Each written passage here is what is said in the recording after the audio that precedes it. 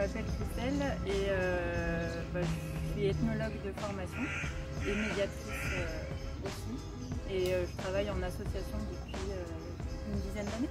Moi c'est François, je suis chargé de projet Passe-Muraille dans l'association Comet depuis octobre. De base, je suis animateur d'ateliers de philosophie et un petit peu content. Beaucoup.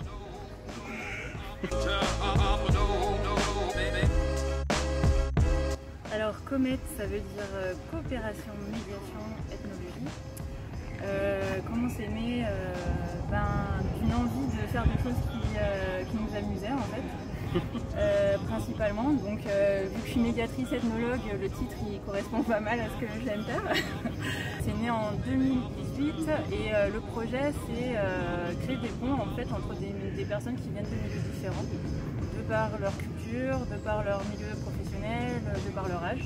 Donc essayer de trouver des outils, des formes ludiques ou artistiques du coup depuis cette année, de faire en sorte que des personnes très différentes puissent échanger ensemble sur un sujet commun.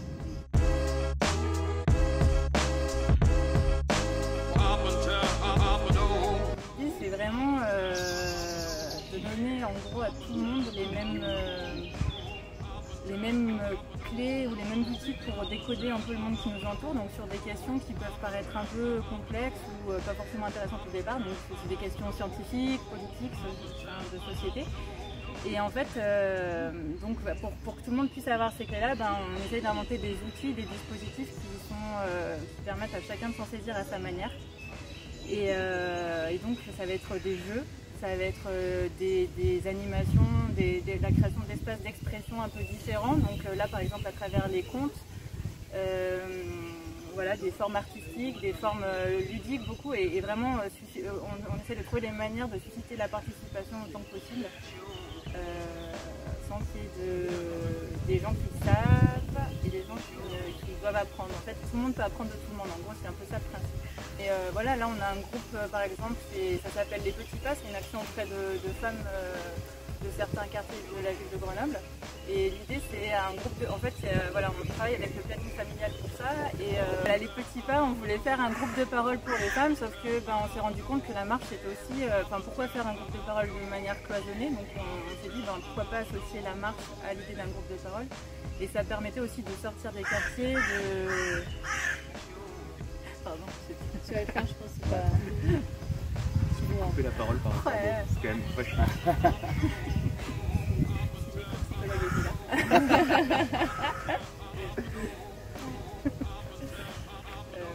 C'était sur les marches, la marche. Corrélation. De quoi? C'était quoi? C'était sur la marche et le fait de relier les... Voilà, donc j'essaie de parler plus fort que lui. Donc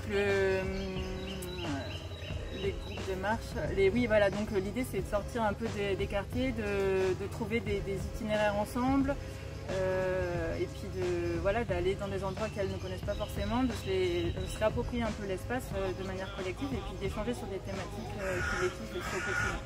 Donc voilà, et là il y a des dames de 25 à 82-3 ans. Okay.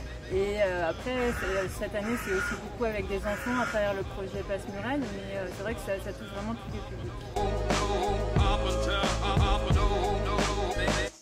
Mon parcours, c'est... je me suis d'abord formé à la philosophie, fac de philo, et petit à petit à être un peu en manque justement de relations, en manque de choses un peu concrètes.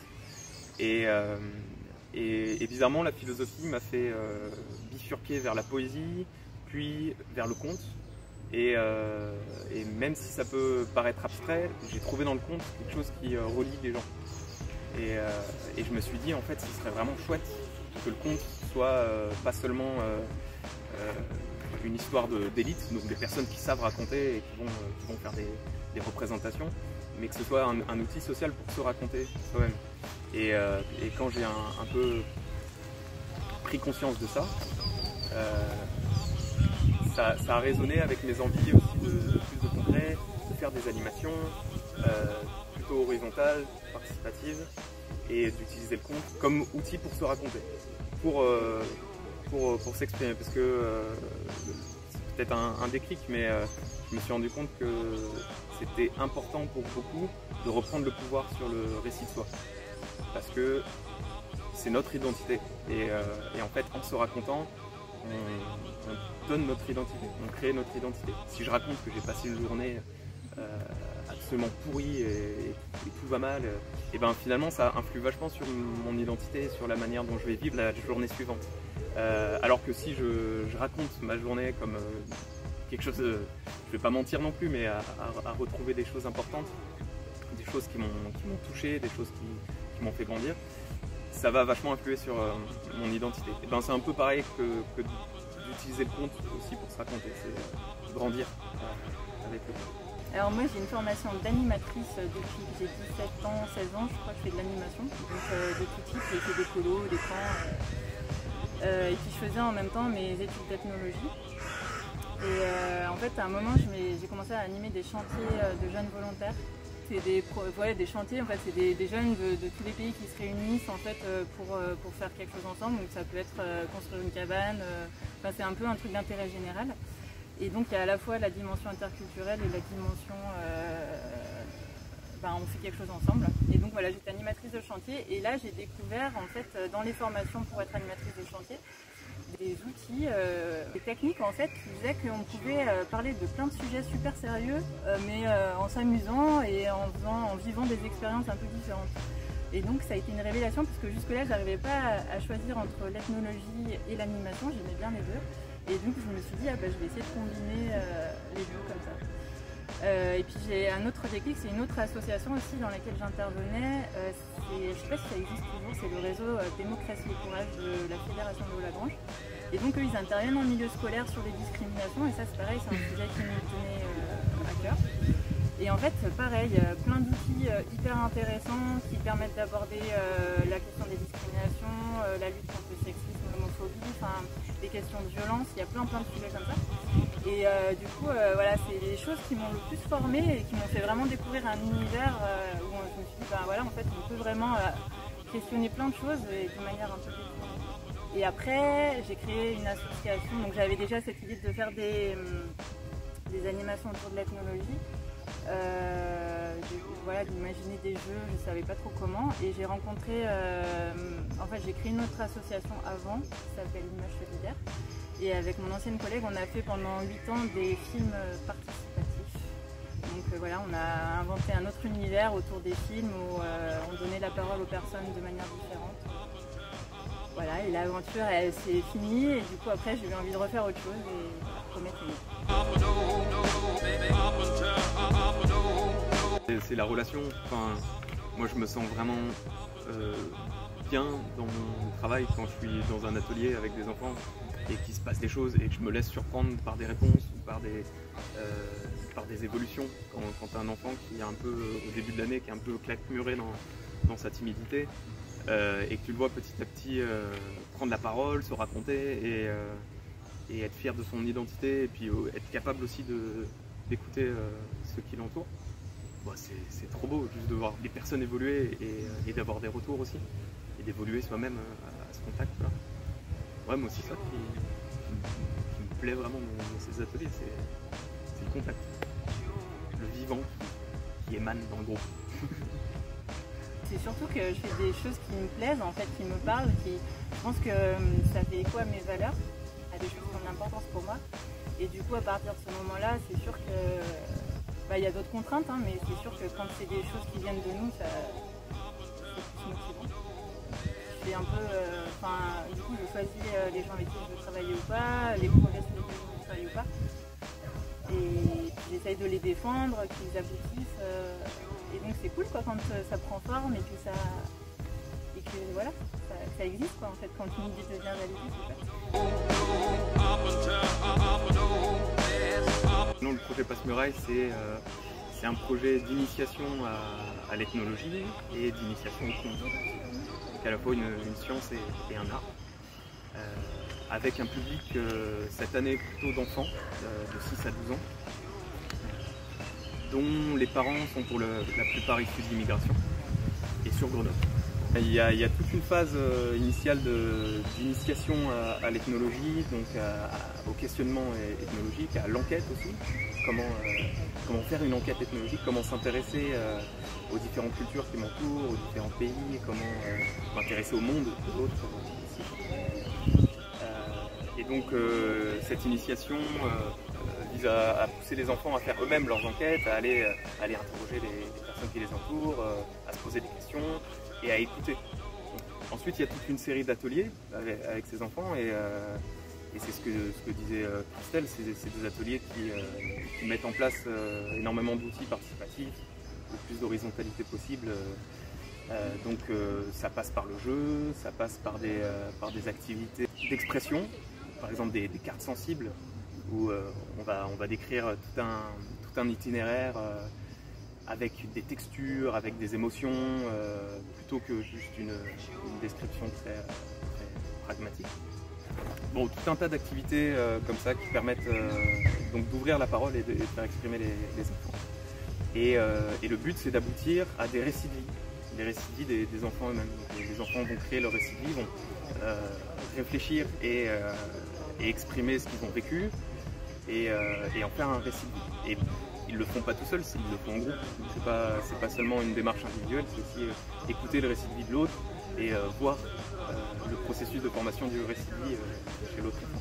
La phase finale du projet, c'est là où le conte intervient, c'est à partir des récits de vie, créer collectivement un conte. Donc, alors que les récits de vie sont plutôt de la démarche individuelle, le conte, lui, va rassembler tous les récits de vie, toutes les particularités de chacun et chacune autour d'une histoire. Ça rassemble et une histoire qui exprime les récits de vie de chacun, qui ressemble au groupe.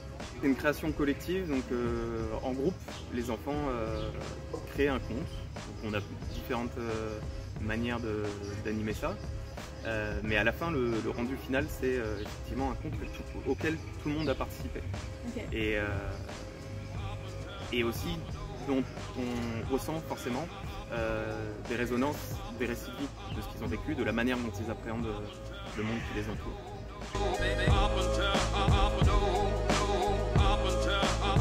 L'ethnologie, c'est l'étude des cultures en gros. C'est essayer de comprendre ce qui pousse les gens à faire ce qu'ils font. C'est une science humaine comme la sociologie, comme l'anthropologie. C'est étudier pas tout ce qui n'est pas biologique, mais ce qui est acquis par la culture en fait. Donc voilà, tout ce qu'on apprend depuis l'enfance, à travers l'école, à travers la famille.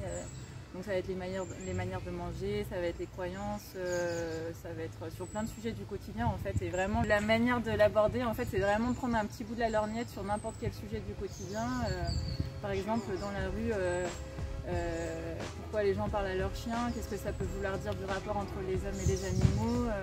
C'est vraiment prendre des tout petits angles d'approche et questionner ça et voir en fait comment en fait, ce qui nous semble normal n'est pas si ordinaire que ça.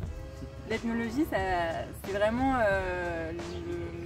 l'étude des différences en fait. Enfin, c'est voir ce qu'il y a de différent en l'autre et en voyant ce qui est différent, c'est aussi ce qui nous fait écho à nous en fait. Et du coup, ça permet de se découvrir. C'est un peu comme un poisson dans un bocal. Il n'a pas conscience du bocal tant qu'il est dedans. Mais une fois qu'il en sort, il savait qu'il y avait un bocal, quoi. Et donc, c'est un peu ça, c'est voir. C'est toucher un peu ce qui fait écho en nous dans ce que nous racontent les autres et du coup bah voilà, quand on va découvrir d'autres cultures, quand on voyage etc., en fait finalement on se découvre soi-même, on voit tout ce qu'on a appris de manière inconsciente depuis qu'on est petit et du coup on prend conscience de toute cette enveloppe en fait qui nous entoure depuis qu'on est né. Et moi ce que j'ai beaucoup aimé dans l'association, c'est aussi que les enfants s'appropriaient les outils ethnologiques et donc allaient faire eux-mêmes les enquêtes, tenaient un carnet d'enquêtes dans lequel ils écrivaient, ils dessinaient, etc. Et donc l'ethnologie c'est aussi une manière de participer, c'est une manière de faire soi-même l'enquête sur son parcours de vie et aussi sur les autres, sur ce qui nous entoure. Donc là on n'est plus dans un schéma de c'est un animateur ou une animatrice qui vous donne le savoir, c'est vous qui allez chercher et c'est votre savoir qui nous intéresse. Et moi c'est ce que je trouve qui m'a beaucoup attiré en tout cas dans l'association, c'est qu'il n'y a pas, c'est ce que tu disais tout à l'heure, mais moi c'est ce qui me manquait dans mes autres expériences, c'est qu'il n'y a pas cette horizontalité qu'on retrouve un peu partout, mais c'est qu'on estime que chacun, chacune, on possède un savoir qu'on tire de notre vie, qu'on tire de notre situation, qu'on tire de nos rencontres, et qui est hyper intéressant et qui est très riche. Et il faut trouver les manières de faire surgir ce savoir-là en groupe et de le faire exprimer. En parlant de soi, on parle des autres, en parlant des autres, on parle de soi. Enfin, même dans l'écriture d'un conte, ça reflète des morceaux des petits bouts de la personnalité de chacun. Donc, en fait, il y a de l'écriture et dans l'ethnologie et dans le conte. Enfin, c'est des histoires en fait qu'on raconte, des histoires sur nous, des histoires sur les autres, des histoires individuelles et collectives. Et en fait, il y a même sur l'écriture, la création de conte, c'est aussi apprendre à faire des consensus, accepter aussi sur les points où on n'est vraiment pas d'accord, on veut pas. Enfin, il y a un morceau d'histoire qui nous plaît pas, mais on va la lâcher. Enfin, en fait, on apprend plein de choses en créant une histoire collective. Et c'est une belle métaphore de la vie, je dirais. Moi, ce que j'aime bien dans l'outil du conte, c'est effectivement, on fait des récits de vie individuels avec les particularités de chacun. Le conte permet de tout rassembler et chacun s'y retrouve dans cette histoire. Mais pas seulement les personnes qui créent l'histoire, il y a aussi celles qui vont l'entendre, cette histoire-là. Et le conte, ça a une force universelle. Ça a la force d'exprimer un réseau de valeurs qui va parler à tout le monde. Et déjà, c'est chouette de voir ce réseau de valeurs exprimé par les enfants. C'est intéressant aussi. Quand tu racontes une histoire, qu'est-ce que tu mets en avant? Qu'est-ce qui est bien? Qu'est-ce qui est mal? Comment on va faire pour résoudre un problème? C'est intéressant de voir comment les enfants vont s'en sortir. C'est une sorte de simulation, un peu le conte. Les histoires qu'on se raconte, c'est pour se préparer au monde.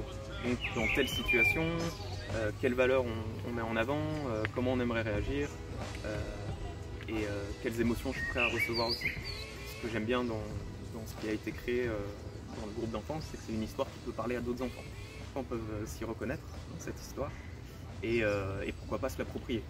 Ça se trouve, enfin, j'espère, il y a d'autres enfants qui vont se mettre à raconter l'histoire qui a été inventée cette année et qui vont se l'approprier. C'est une histoire qui peut-être va se tricoter et va évoluer et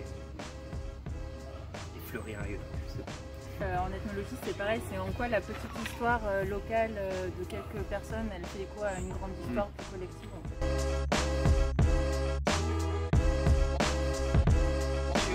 C'est toi qui me l'as fait remarquer en premier, Christelle, mais quand les enfants reçoivent leur récit de vie, c'est-à-dire qu'ils font tout un travail pour former leur récit de vie, et c'est nous, animateurs et animatrices, qui regroupons les morceaux un peu pour en faire une unité, quoi. Parce qu'à leur âge, entre 6 et 12 ans, les enfants n'ont pas encore la capacité de faire le texte en entier eux-mêmes.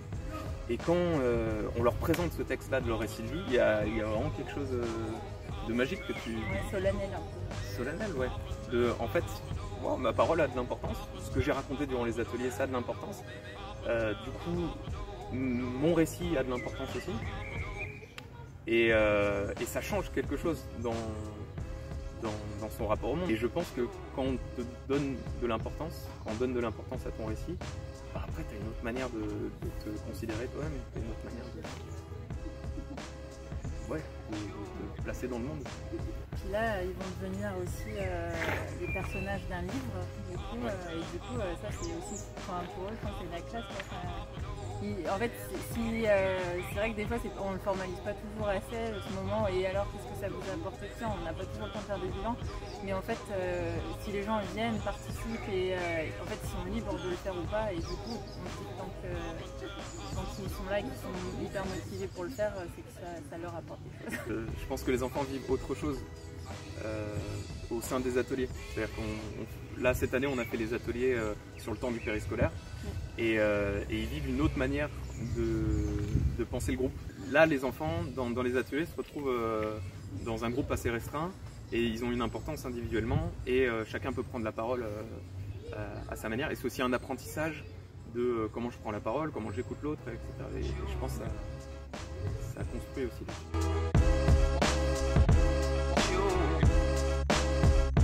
Je ne sais pas si j'ai un message à faire passer. Non, je pense pas, mais pour l'instant, je suis encore dans une construction de vie. J'ai envie de faire comme cristalliser des choses qui m'animent et de me battre pour ça.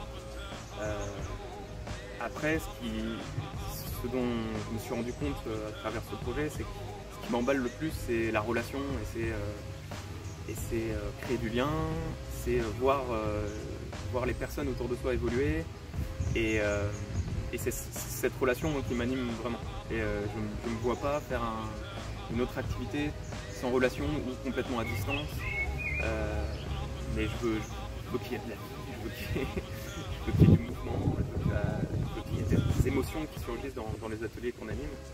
Et donc je pense pour la suite, j'essaierai de mettre le curseur là-dessus, de créer des animations qui suscitent des émotions et qui permettent l'expression.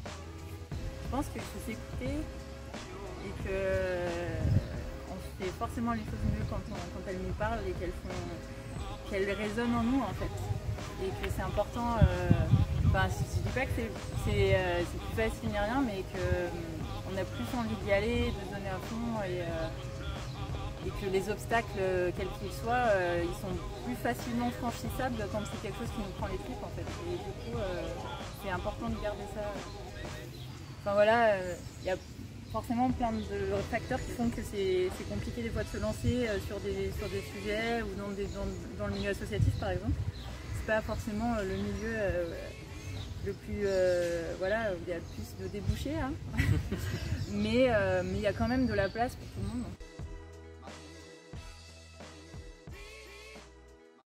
On a un album papier qui va sortir bientôt. On est en train de le mettre en page, qui va regrouper tous les contes que les enfants ont inventés collectivement et de leurs récits de vie. Et des images et des dessins. Restez connectés, abonnez-vous. On va essayer, on aimerait bien qu'ils vivent un peu ce livre, non seulement pour ce qu'on est content du résultat. Ouais, il est beau, c'est un très beau livre. Et puis voilà, même pour la démarche, en fait, on dit que ça peut être aussi un outil pour des gens qui travaillent avec des enfants, qui peuvent s'en saisir pour parler. En fait, c'est des enfants qui parlent à d'autres enfants, donc ça peut être un outil qui peut être chouette. Puis même juste des enfants qui ont envie de découvrir la vie d'autres enfants de leur âge. Mais ouais, on aimerait bien qu'il soit diffusé. Mais pourquoi pas le transposer aussi à d'autres classes d'âge. On aimerait bien faire ça avec des adolescents. Même avec d'autres publics, je pense que la démarche elle peut être vraiment intéressante.